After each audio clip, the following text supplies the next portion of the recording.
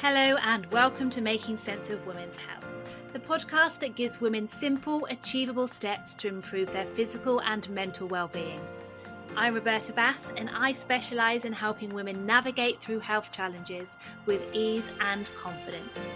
Just remember, this podcast provides general information only and is not a substitute for personalised medical advice. Now that the housekeeping is over, let's dive into today's episode and start improving your health. Hello, and thank you for joining me again on another episode of Making Sense of Women's Health. Today we're going to be talking about pelvic health. So this is something that I love to talk about as a women's health physio. We're going to go through a little bit about what the pelvic floor is, what it does, also a few common conditions that you may be struggling with, and then a few tips on how to improve those conditions. So starting with the pelvic floor itself.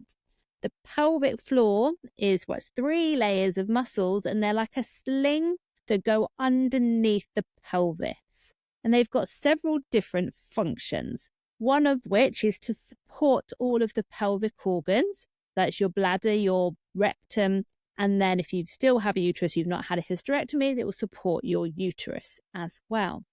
The other things that the pelvic floor do, it's involved with sexual function. It also provides stability around the pelvis, and it works in conjunction with our deep core muscles, so our abdominal muscles, our deep back muscles, our diaphragm and the pelvic floor, and they kind of create our core canister that supports the spine, the pelvis, and what all other parts of the body. We need that stability to kind of give us our strong foundations.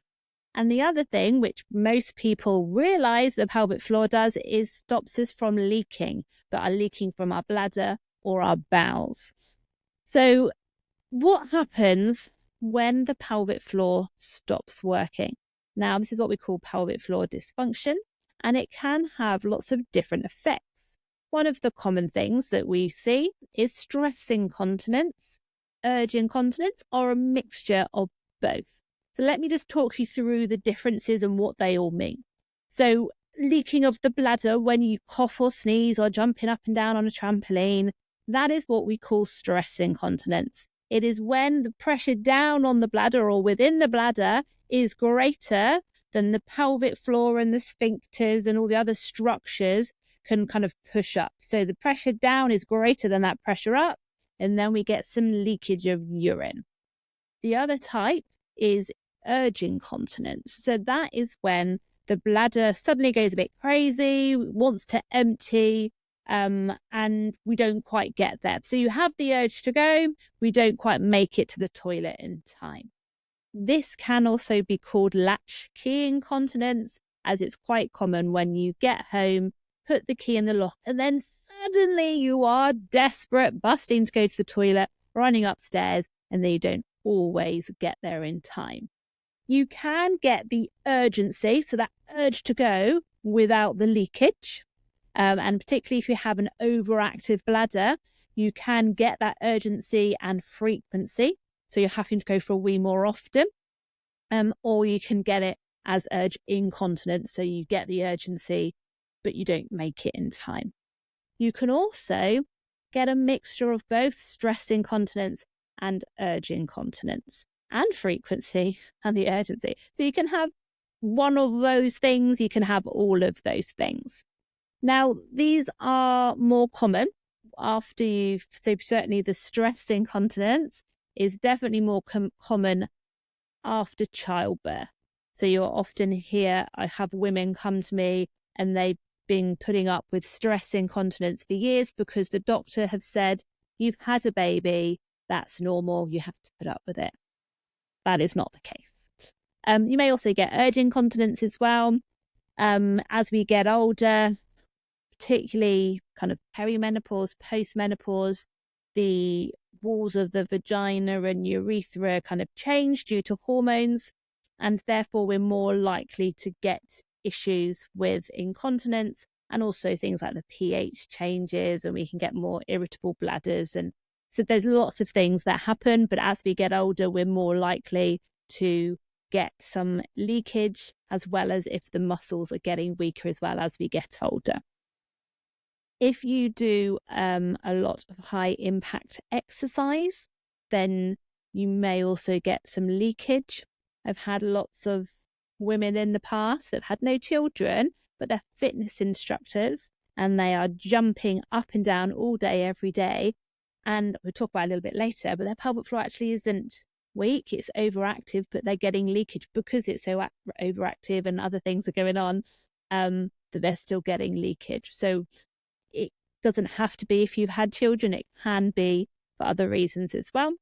Also being overweight. So you'll think the more pressure down on that bladder, the more likely you are to have some kind of leakage. Another common pelvic health condition is called a pelvic organ prolapse.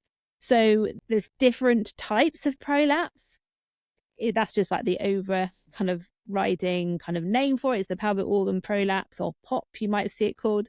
But it can be the bladder or the front wall of the vagina. So it's not actually the bladder coming out. It's where these organs kind of bulge into the vaginal walls. And then you get the bladder that bulges down to the front wall, or you get the rectum that bulges down into the back wall, or you might have the uterus and the cervix dropping down from above. You may have one of them, you may have all of them, but these are more common, again, after childbirth or lots of heavy lifting. And I've actually had quite a few women who have never had children but still have prolapse because of chronic constipation. So that straining when you're emptying the bowels causes the wall to stretch and then causes a prolapse. It's also more common postmenopausally because the walls of the vagina, the estrogen acts as like a scaffolding. When we don't have as much estrogen, then we don't have as much support on the vaginal walls, as well as the fact that we lose muscle mass, so we don't have as much to support it, and the connective tissue becomes a bit laxer, and sometimes the muscles aren't enough to support everything. And then if you put on weight due to menopause, and that puts more pressure down. So there's lots of lovely things that menopause cause. Prolapse means more common as well. Symptoms of a prolapse: there may be an obvious bulge that you can see or feel. Sometimes it's just like a dragging, heavy sensation. You may find it difficult to empty the bladder or the bowel, depending on which is prolapsing. But normally it's that kind of dragging sensation. You may have discomfort with intercourse as well. So those are the main symptoms that you might be getting with a prolapse, and depending on what bit's prolapsing, depending on what symptoms you are getting. So the next thing we're going to discuss is obstetric injuries. So once you've had a baby, you have had a vaginal delivery, you may have had a tear. So there's different grades of tear. So you may have had a tiny bit of a graze or a first degree tear. They don't normally bother stitching them up. They would just kind of leave you to heal. A second degree tear, that goes a little bit further down and slightly deeper, involving some of the muscles, and they often will stitch that up. A third and fourth degree tear comes and it involves all the muscles and then can go into the anal sphincter and sometimes into the rectum as well. So they vary on how big the tear is, depending on what stage it is. And if you have a third and fourth degree tear, you often have to go to surgery and have that sewn up. Things that might happen as a result of having a tear would be potentially pain, particularly if the muscles have gone into a bit of a spasm, or the scar tissue can be a bit tight, and that can cause generally aching or pain, but also can cause issues when you then have intercourse, because again, we're stretching tight structures. You may also get some incontinence or other pelvic health issues as a result, because obviously you had damage to the pelvic floor muscles. So the next thing we're going to talk about is pelvic pain. Now there's loads of different things that could cause pelvic pain, and I'm just going to mention a couple of them here. This is not the whole list. There's many different things that can cause it. But one that is quite common, but actually is not diagnosed quick enough, is endometriosis. Now, this is where cells similar to the endometrial lining, so the lining within the womb, is found outside of the womb. And then they can, again, as the lining of the womb would kind of bleed, then you get the same outside of the womb. That can then cause adhesions. Often it sits between the uterus and the bowels, and then sometimes the uterus and the bowels get a little bit kind of stuck together and cause pain. They can spread throughout the whole body, and they can cause particularly really heavy, painful periods, have pain. Often it starts at just being like a cyclical, so that time of the month you would get pain, and then it becomes more kind of frequent and more long term. Then I think the average time for diagnosis is about 7 to 10 years. I'll do a whole episode on endometriosis particularly, but it is more common than is diagnosed. So painful periods, if you have painful periods and they've been ongoing for a long time, then it's worth getting checked out to make sure that you don't have endometriosis. The next thing is interstitial cystitis. This is a condition of the bladder. So it's called painful bladder syndrome, or interstitial cystitis. They don't really know what causes it, but it's felt that it's like damage to the lining of the bladder. It could be down to autoimmune. They're really not entirely sure, so therefore they don't really know how to kind of treat it. But pain when you're going for a wee, weeing very often, generally aches and pains. It might cause the pelvic floor to go into a bit of a spasm. So that's just another thing to kind of be wary of. That's just another thing just to bear in mind if you're getting any bladder issues. The other thing that can cause pain within the pelvic region is actually the pelvic floor itself. So you can get knots in the pelvic floor. The pelvic floor can go into spasm, as with any other muscle in the body, and that itself can cause pain.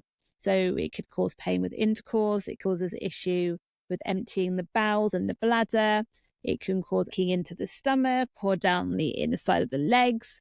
So there's lots of things that can cause pain, and it's just trying to pick apart what it is. Is it the muscle? Is it another structure? There's other things that can cause pelvic pain as well. Obviously, you need to go and see a professional really to diagnose exactly what's going on. But it's just being aware of these different conditions. The other thing I want to talk about is that the pelvic floor is not always weak if you've got a problem. So you're often told that if you've got incontinence, you've got a prolapse, you've got all these other things, that it's because your pelvic floor is weak. Actually, the reverse can be true, and your pelvic floor can be overactive. We've already mentioned that can cause pain, but it can also cause issues with incontinence. It can make prolapses worse if it's kind of pulling everything down. If things are not functioning as they should do, then it can cause any of these conditions, because it can cause problems with emptying the bowels, and if you're straining to empty, that can make prolapses worse. So there's lots of reasons that the pelvic floor can cause problems. If it's weak, it can cause incontinence, it can cause prolapses. So it's one or the other, and it's really difficult to diagnose whether something is weak or tight without having a full kind of internal assessment. There are things you can do externally as well, but without having a full assessment, it's hard to say which is which. But it's just to be aware that the pelvic floor is not always weak. So if you've been doing pelvic floor exercises for years trying to address some of these problems and it's not got anywhere, then it may be that actually your pelvic floor is overactive. You're not fully relaxing. You're not getting the full range of movement in the muscle, and therefore things are not functioning as they should do. So it's definitely worth going to see a women's health physiotherapist. So just a few things to help some of these conditions. So one of the main things that gets missed is actually sorting out the bowels themselves. So we want to improve on our diet, making sure that our consistency of our poo is right. It should be a smooth soft sausage. It shouldn't be hard. It shouldn't be in tiny little bits or like liquidy. Ideally, obviously it's going to change depending on what we've eaten, If you're always on the harder end of the scale and it's like little rabbit droppings or like a sausage, but like really hard and it's hard to pass, that is going to cause problems with incontinence, with prolapses. It may cause bloating if you're getting any intolerances. That's going to put pressure down. So we really need to sort the bowels out as a priority in the first instance. We also need to make sure that you're drinking plenty, not only for the bowels, but we need for our digestion, because water is absorbed as the food goes through. If it's not enough liquid or fluid in there to start with, it's going to be harder coming out, but also for our bladder. If we're not drinking enough of the right things, then our urine becomes more concentrated and irritates the lining of the bladder. So if you take nothing else away from today, make sure that you are drinking 1.5 to 2 litres.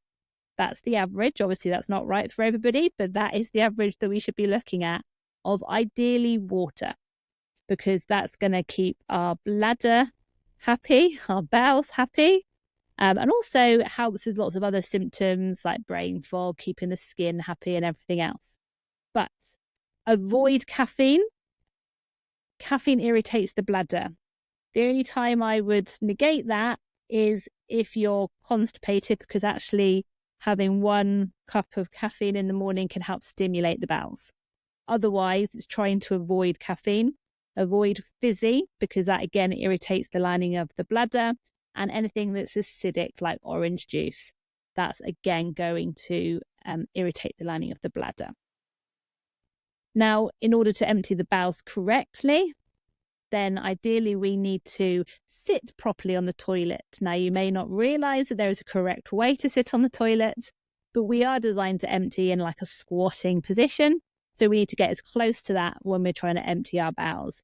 So having your feet up onto a little toddler stool in front of you, leaning forward, relaxing your stomach, like how blokes sit with their elbows on their knees reading a newspaper, or in the olden days they did when we had newspapers that we read all the time as opposed to on the phone.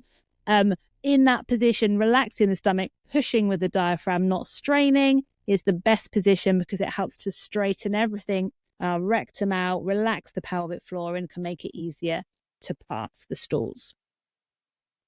If you want more help on that, then it's a good idea to seek some professional help, because then they can kind of guide you properly. You can always check out my website. I leave the link in the comments. So the other thing that we need to think about for our pelvic floor, particularly if we have an overactive pelvic floor, is actually trying to address our stress, because you may not realize the pelvic floor is a really emotional muscle. So we hold our tension not only, say, in our upper traps, like by our shoulders, but also within our pelvic floor. And if we are stressed, particularly if we're stressed about leaking everything else, we tend to hold on to those muscles. We don't relax properly. Therefore, we can't empty the bladder correctly. We can't empty the bowels properly. It causes pain because the pelvic floor gets all knotted. So we need to have an element of relaxation. Doing some abdominal breathing is really helpful because that helps to relax the pelvic floor as well. Doing something like yoga or meditation, they can all really help to relax the pelvic floor, and also giving some stretches and things as well. So coming on to the final point really is about exercises. Now, yes, we need to do our pelvic floor exercises, particularly if we have a weak pelvic floor. You may also know them as Kegels. So thinking about tightening around the back passage, coming up forward like an escalator, that's going to activate all the layers of our pelvic floor, and then aiming to hold for as long as you can, up to 10 seconds, and then relaxing. Now, the relaxing is just as important as the contracting. And we need to aim for 10 lots of the 10 seconds. Make sure that you're relaxing. We also need to do some quick ones. So with our stress incontinence, we need to train our quick fire fibers within our pelvic floor to react quickly. So you do the same technique, but in a quick squeeze, relax, quick squeeze, relax. But we need to do the pelvic floor exercises, but we also need to consider the relaxation. So if we're doing loads and loads of squeezes and we're not relaxing properly, as I've already mentioned, that can cause just as many problems as if it was weak. So we need to make sure that you are relaxing as well. Doing some general exercise as well is really helpful. If we can improve our core strength, I said before about the pelvic floor is part of that core canister. Sometimes if some muscles are weak within that canister, then others try and compensate. So the pelvic floor can do that. So it can be tightening too much in order to compensate from everything else. So it's a good idea to do something like Pilates particularly, that can help to really target those core muscles. Also, you learn how to use your pelvic floor in conjunction with other exercises as well. And our pelvic floor should kick in when it's needed, but we often lose that reflex. So we need to retrain it so that we are turning it on when it's needed. Also managing the pressure when we're doing certain exercises, that has an effect on our pelvic floor, and our prolapses particularly. So if we are pushing too much down, then that's going to make things worse. I would do a whole episode on kind of prolapses and that kind of thing as well. This is just a bit of an overview. So just to recap, we have lots of different conditions that could be affected within our pelvic health arena. These are not the only ones. There's many, many more that could be causing you problems. But the key thing is to get some help.